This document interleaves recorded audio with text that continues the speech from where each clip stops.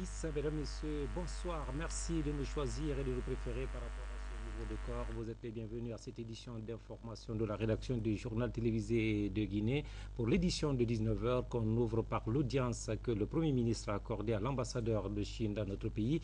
Une audience qui a gravité autour des conditions liées à la bonne tenue du second tour de la présidentielle en Guinée ainsi que sur le renforcement des relations de coopération bilatérale. Et sans plus tarder, voici la synthèse avec Hadi Kamara. Après 4 ans de service en Guinée, le diplomate chinois va bientôt quitter Conakry pour Pékin. Comme ses relations avec les autorités sont déjà scellées, l'ambassadeur de Chine a rencontré ce lundi le Premier ministre chef du gouvernement pour discuter d'un certain nombre de sujets qui intéressent les deux parties. Il s'agit notamment du renforcement du partenariat économique et minier et de l'organisation, le 2 octobre prochain, de la journée de la Guinée à l'exposition de Shanghai. Sur ce, le Premier ministre Jean-Marie Dory a rappelé que les dispositions sont en train d'être prises pour la réussite de cet événement qui symbolise la vivacité de la coopération sino-guinéenne. Le Premier ministre a mis à profit cette audience pour remercier l'État chinois en ce qui concerne le soutien apporté à la Guinée dans divers domaines. Quant au diplomate chinois, il s'est réjoui des qualités de coopération entre son pays et la Guinée. J'ai eu l'occasion de rencontrer le Premier ministre. Nous avons parlé surtout de nos relations amicales bilatérales. Et la coopération sino-guinéenne a été très fructueuse sur tous les plans. Et les deux côtés sont très satisfaits. Et simplement que nous souhaitons renforcer davantage encore notre coopération traditionnelle. La Guinée est en période électorale et nous aurons plus de chances de renforcer cette coopération après les élections. Parce qu'après les élections, nous souhaitons une paix et une stabilité en Guinée. La paix et la stabilité sont les deux conditions nécessaires et obligatoires pour une coopération plus intéressante entre nos deux pays. Merci beaucoup. Merci.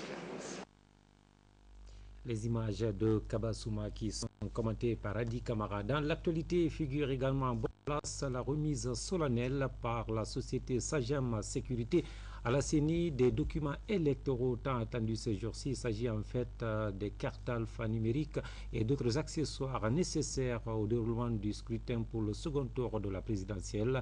Mohamed Lamine Kamara rentre direct. Les documents électoraux tant attendus sont disponibles aujourd'hui.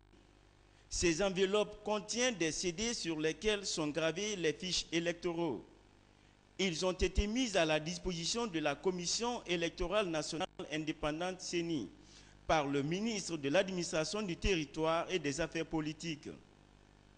Les travaux de confection de ces documents électoraux ont été assurés par la société Sagem Sécurité en partenariat avec le projet d'enregistrement et de révision des listes électorales Perle.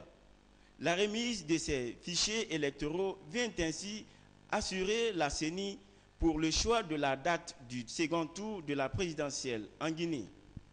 9 955 listes définitives, 9 955 listes d'émargement, 952 listes alphanumériques pour les 952 cadres, 56 récapitulatifs des bureaux de vote en 4 jeux.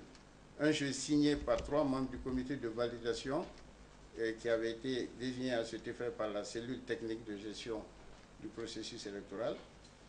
10 CD de la version électronique des récapitulatifs des bureaux de vote sur demande par courrier signé par la vice-présidente de la CENI. 2 jeux de 8 CD, des extraits de la base par Carl et par préfecture, 2 exemplaires par région administrative. Sauvegarde sur disque externe de toutes les listes imprimées. Un jeu de 8 CD contenant les listes alphanumériques par CAL et par préfecture, soit un CD par région administrative, un extrait de la base pour Internet et un extrait des bureaux de vote pour la gestion du vote. C'est un grand symbole qui va édifier l'opinion nationale, l'opinion internationale sur la volonté du gouvernement guinéen et de la CENI d'aller aux élections pour le deuxième tour. Aujourd'hui, voilà que ce qui a été relevé comme dysfonctionnement est aujourd'hui, je crois, si ce n'est pas dans sa totalité, mais en grande partie, résolu. Et cela ne peut pas se faire quand il n'y a pas l'harmonie dans le travail, quand il n'y a pas une vision commune de la chose. Comblée de joie, la présidente par intérim de la CENI s'est félicitée du travail abattu par la société Sagem Sécurité. Elle a rassuré quant au choix d'une nouvelle date du second tour dans les jours à venir. Nous sommes comblés de joie en recevant ce matériel électoral qui, pour nous, était le nœud des 24 points de recommandation. Aujourd'hui, nous disons que nous sommes débloqués. Nous sommes débloqués parce qu'à travers ce matériel, nous avons les listes électorales, nous avons les CD que nous devons transmettre aux partis politiques et à partir de là, nous pourrons bouger sans crainte. La venue de ces documents est un ouf de soulagement pour les acteurs engagés dans le processus électoral en Guinée. Et voilà, de la logistique qu'on apprête par rapport à ce scrutin. De l'autre côté, on discute de façon formelle et informelle pour allaiter la date de ce second tour. Et sur un autre plan, les acteurs de la société civile se concertent pour réussir l'organisation d'élections libres, transparentes et apaisées dans notre pays. Et une série de formations sur le terrain. Le reportage avec Saint-Martin Fancinadouno.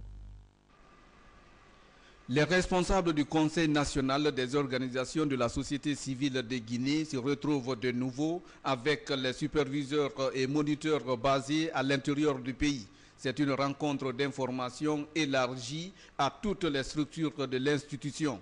Elle vise à recueillir des informations sur les conditions de vie et de travail des participants ainsi que les réalités sociopolitiques de leur localité.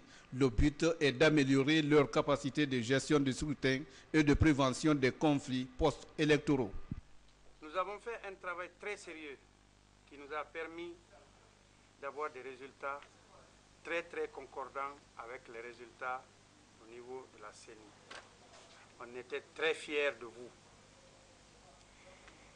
Et cette séance de formation a été organisée pour que vous acquériez encore beaucoup d'informations pour que le deuxième tour soit encore plus propre.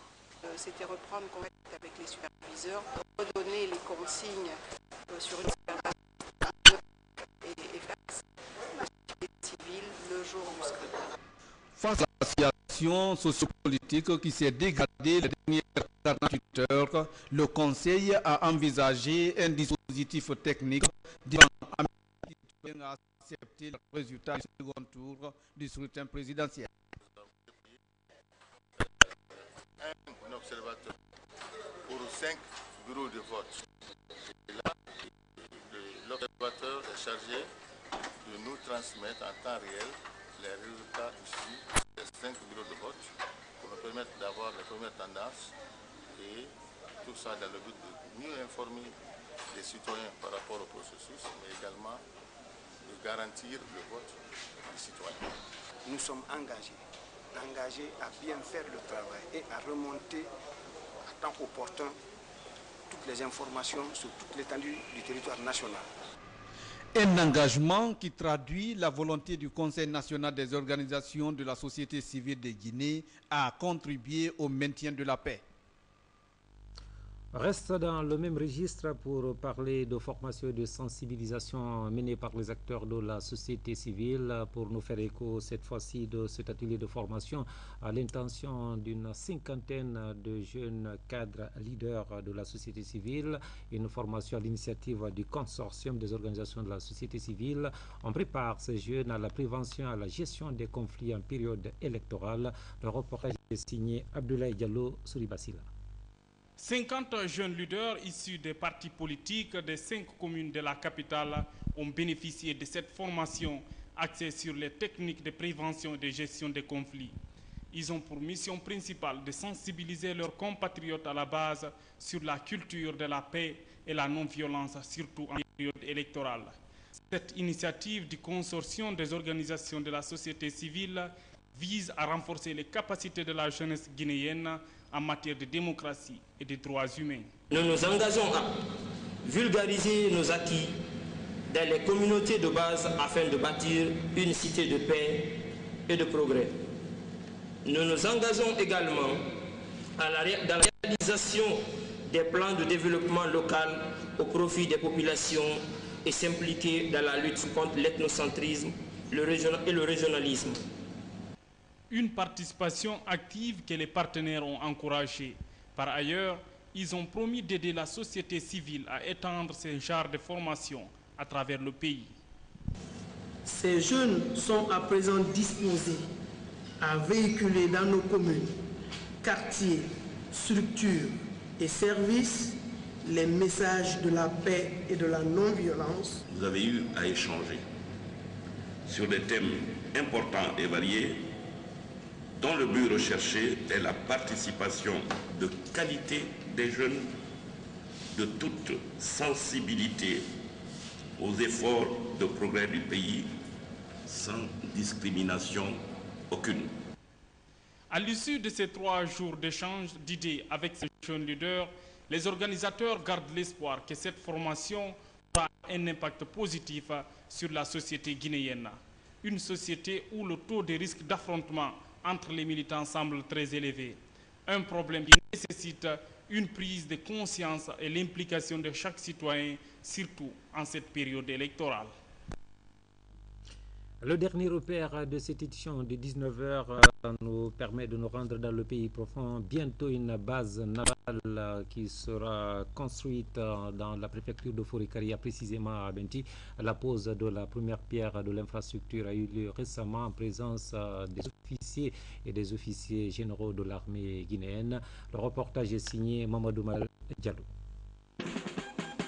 Après le lancement des travaux de construction de la base navale de Conakry, d'une capacité de 1000 logements pour les marins, l'état-major de la marine nationale poursuit son offensive tout azimut. Cet autre édifice d'une grande envergure pour la région opérationnelle sud de Benti sera bâti sur une superficie de 100 hectares. Il prévoit entre autres un bloc administratif, des logements pour officiers, sous-officiers et militaires du rang, une infirmerie, des infrastructures routières et sportives, etc. et les travaux seront exécutés par l'entreprise Gigam. La cérémonie de pose de première pierre a donné lieu à une grande mobilisation. Au nom de tout le personnel marin, officiers, sous-officiers, hommes de rang et à mon nom personnel, permettez-moi de vous souhaiter la bienvenue et un agréable séjour parmi nous. Je vous remercie d'être venu dans cette grande cité de Moria, particulièrement dans la cité de Samou, pour que Benti, qui était devenu une ruine, retrouve sa beauté d'antan. En ma qualité de président directeur général, je vous garantis que vous ne serez jamais déçus de nous avoir donné la réalisation de ce chantier. Je me mettrai personnellement à la tâche pour que ma société soit grandiose en réalisation d'un édifice de qualité et sollicité dans le temps imparti. Le chef d'état-major de la Marine nationale, le général Lansana Touré, il a remercié le commandant en chef des forces armées guinéennes, le général d'armée Sekouba Konaté, pour l'attention toute particulière qu'il ne cesse de porter pour l'amélioration des conditions de vie des militaires. Cette action s'inscrit en droite ligne sur les recommandations du général d'armée Sekouba Konaté, président de la transition, ministre de la Défense nationale, dans sa politique de doter l'armée des infrastructures permettant